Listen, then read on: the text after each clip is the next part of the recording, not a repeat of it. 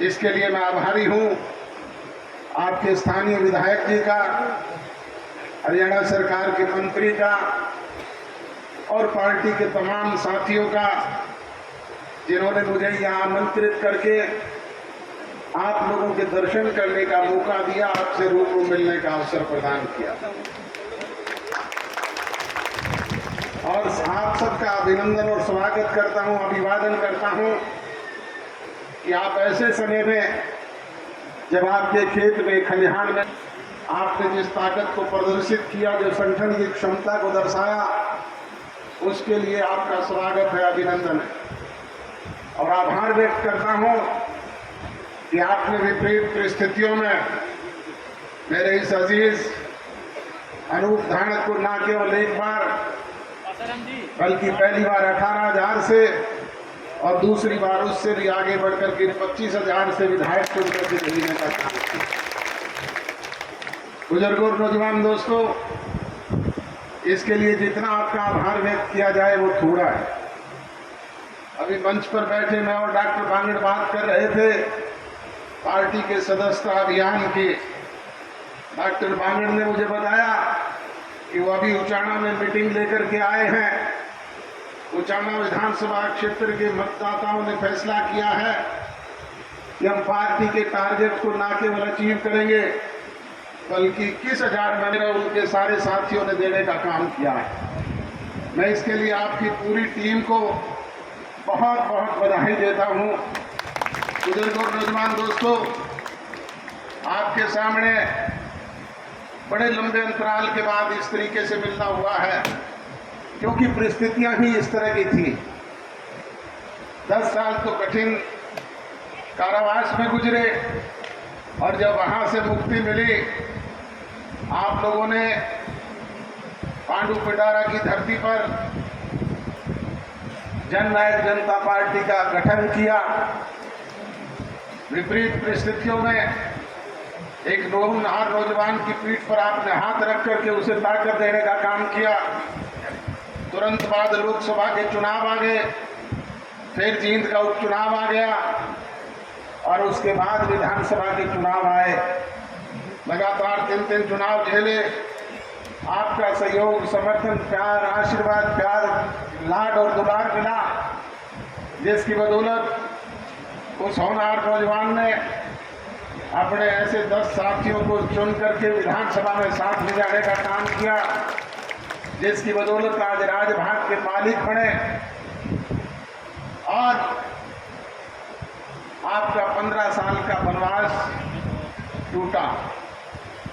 उस वक्त जब सत्ता परिवर्तन हुआ, सरकार बनी, सरकार में आपकी भागीदारी बनी, तो लोगों को उम्मीद जगी कि अब विकास का पहिया तेज गति से घूमेगा, हमारे रुके हुए काम होंगे, बच्चों को रोजगार मिलेगा, दूसरी समस्याओं से हमें मुक्ति मिलेगी।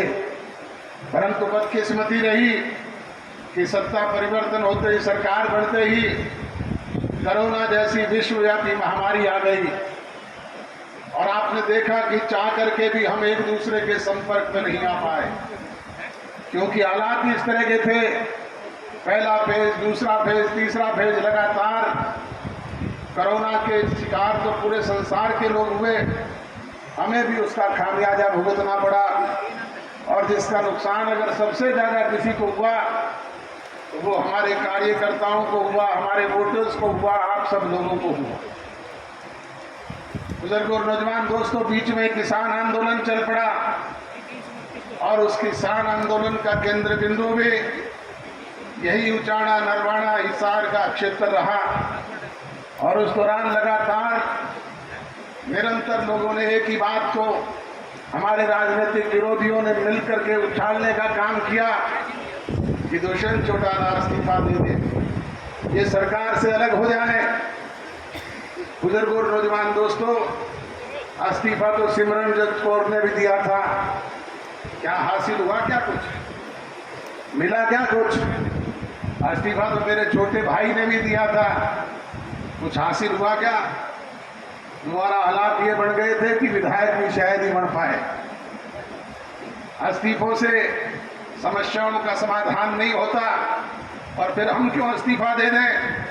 मैंने तो बार बार उन लोगों को कहा कि अगर समस्या का समाधान होता हो तो 1 के नहीं 10 के 10 इस्तीफे मेरी जेब में है, जब मर्जी ले जाना। परंतु समाधान तो सरकार में बातचीत के जरिए होते हैं, मिल बैठ करके किए जाते हैं। आप लोगों ने आज देखा कि कोरोना जैसी वो विश्वव्यापी महामारी भी अब समाप्ति के दौर पर है और वो किसान आंदोलन भी किसानों के वो कानून वापस लेने के बाद पूरी तौर पे समाप्त हो गए। हमने सबसे पहले जो बात किसानों से कही थी, उनके मुकदमे एक कलम से पूरे हरियाणा प्रदेश में खत्म करवाने का काम किया। बुजुर्गों और नौजवान दोस्तों, वो राजनीतिक विरोधी जो बार बार दुष्प्रचार करके इस्तीफे मांग रहे थे, मैं उनसे पूछने चाहूंगा कि इस 2 साल के अरसे में अगर किसान को कहीं कोई समस्या हुई हो तो बताएं। आज अगर सबसे ज्यादा फायदे में कोई इस 2 साल में रहा है तो वो हरियाणा प्रदेश का किसान है। मुझे ये कहते हुए गर्व और फख्र होता है कि हमने 13 फसलों को ना केवल एमएसपी प्राइस पे बिकवाने का काम किया, बल्कि एमएसपी प्राइस से भी आज वो फसलें ऊपर बिक रही। आपका नरमा 12,000 तक बिका, सरसों 7500 तक बिकी, ज्वार बिका, बाजरा बिका और आज गेहूं भी एमएसपी प्राइस पे ऊपर बिक रही है।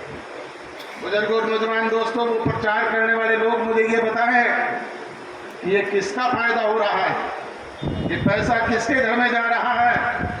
सीधे तौर पे किसान के घर में। और कल आपके उप मुख्यमंत्री ने घोषणा की है कि किसान आज जो फसल बेचेगा 72 घंटे के अंदर उसके अकाउंट में पैसा उसका सरकार जमा करवाने का काम करे। तो सरकार में होते हुए काम होते हैं, इस्तीफों से समस्याएं हल नहीं होती। दीनबंधु स्वर्गीय सर छोटूराम जी कहा करते थे कि राज में हिस्सेदारी बढ़ाओ ताकि समस्याओं से आपको मुक्ति मिले। और हमेशा चौधरी देवीलाल जी ने कहा कि यूनियन से, संगठन से, एसोसिएशन से समस्याओं का समाधान नहीं होता, समस्याओं का समाधान राज से होता है। और राज में हिस्सेदारी होगी तो बैठ करके आपकी समस्याओं से आपको मुक्ति दिलवाने का काम करें।